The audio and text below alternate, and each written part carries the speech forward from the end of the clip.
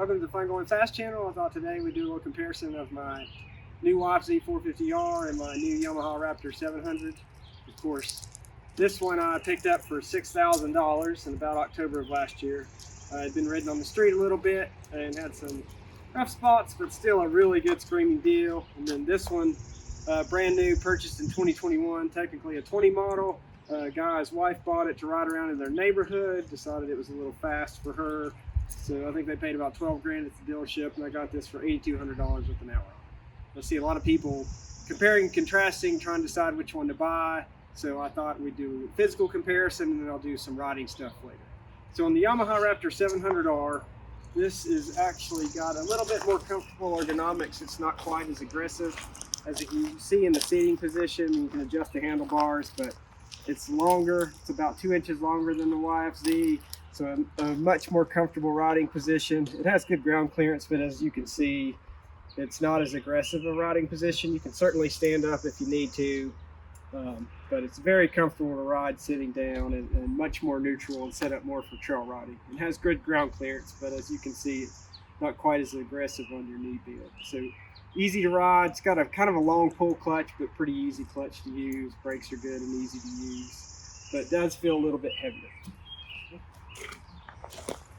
And then climbing aboard the YFZ 450, this one has a little bit of a difference. It does have a rock steering stem and rock steering clamps, so the handlebars are up a little higher, but this feels, it's 2 inches shorter and you can really feel it. Everything's just front and rear fenders are super close to you. As you can see, my knees are at a much tighter angle, so it's much more aggressive. It's ready for you to stand up and be in an aggressive riding position and move it around.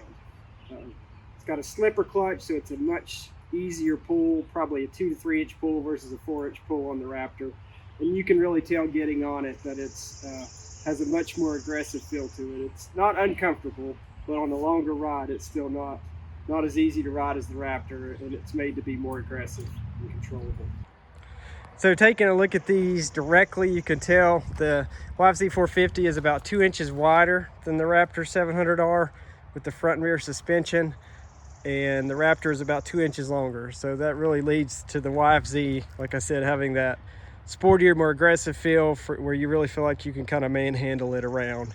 And you can see on the foot pegs here, you can see that the foot pegs are a little bit closer to the seat on the YFZ compared to the Raptor. That's why the Raptor is a little bit more comfortable, and you can see the length of the Raptor, which makes it a little bit tippier in certain occasions if you're trying to ride aggressively and turn.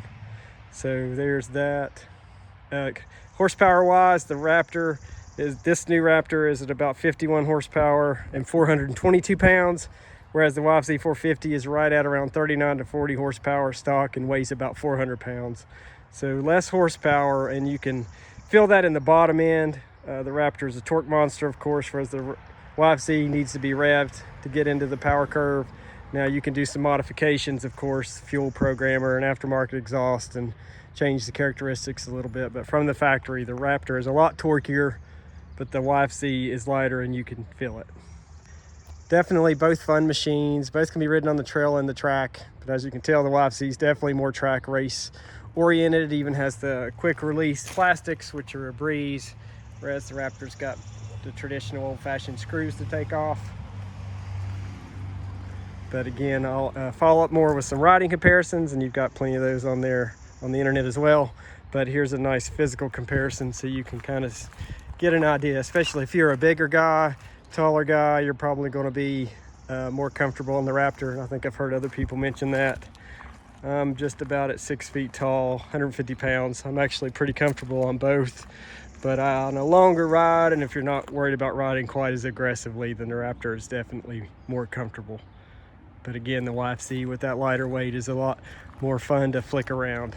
So more to come later. Thanks for watching.